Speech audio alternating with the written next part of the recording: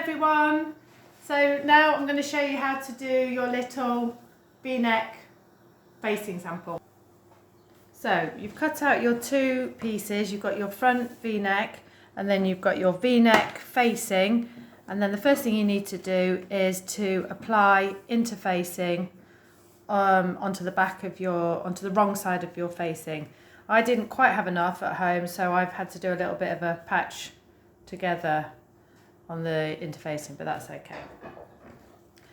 Then we're going to sew this with a 1 centimetre seam allowance, and what you need to find out is where the V, the point, ends, so that when you stitch you know where to put your needle in and swivel.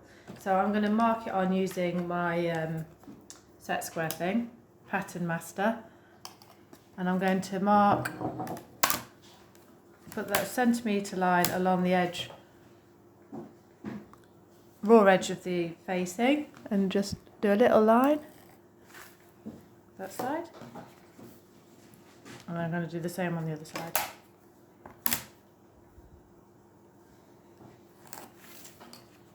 And now I have got the point, oops, where is it? There, where I'm going to sew to. Your right side of your V-neck facing, V-neck sample, and get your facing and put the right sides together, matching your V and your shoulder seams up like that. A couple of pins if you want.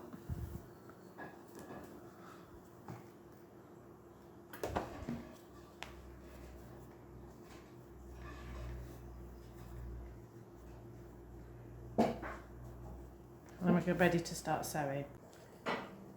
So now you want to put your fabric under the machine, and we're going to sew with a 1 centimetre seam allowance. So get your raw edges, which are even, up against the 1 centimetre guide on your machine. Foot down. I always put the needle in by turning it by hand. And then we're going to do a little bit of a back tack.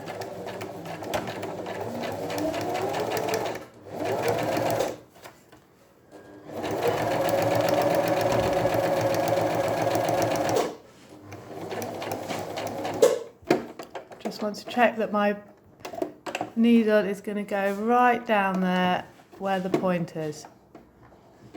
So it's there.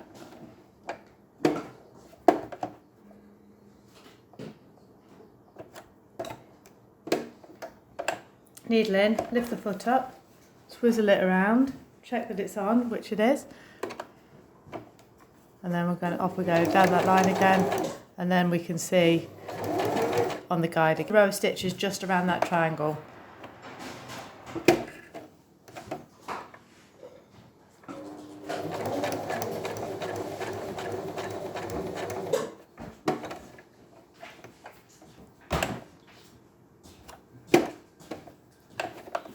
Turn it round.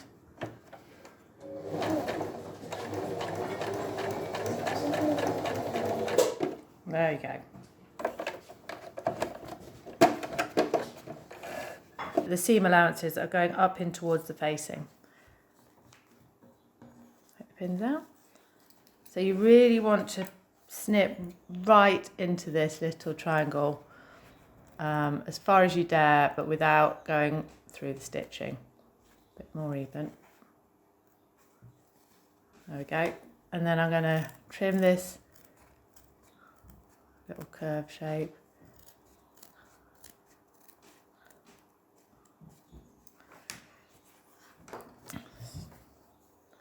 Snip off your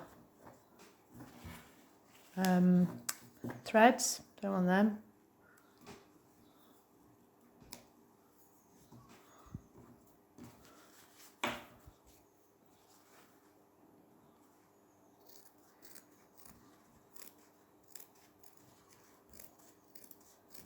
So there we are trimming seam allowance.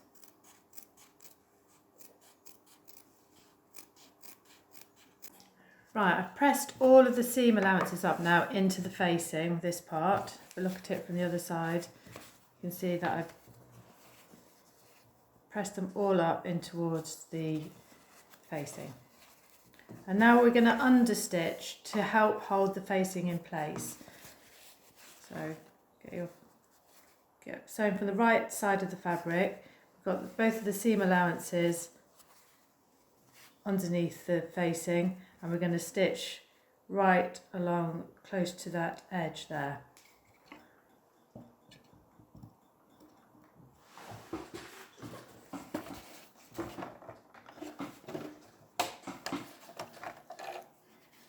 So put your fabric underneath, get your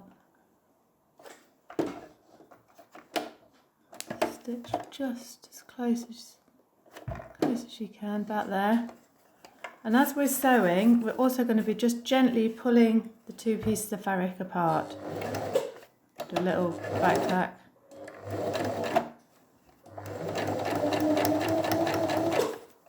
Checking feeling with your thumb to check that you've got your seam allowances all lying flat.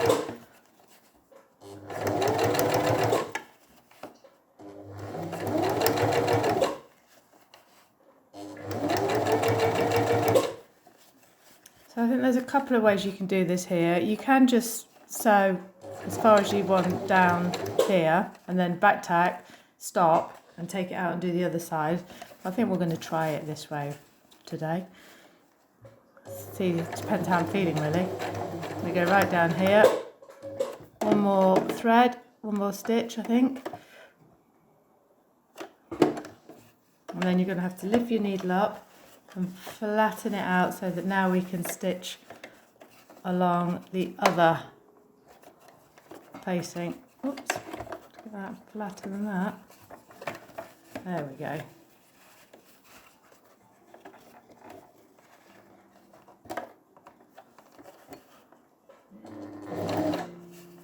Again, feeling with your thumb to make sure that it's flat underneath.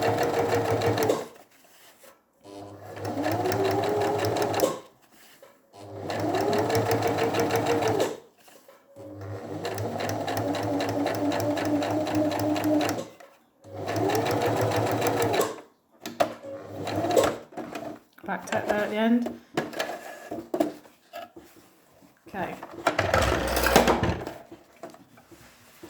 So that's what it looks like now. We're going to turn the facing through.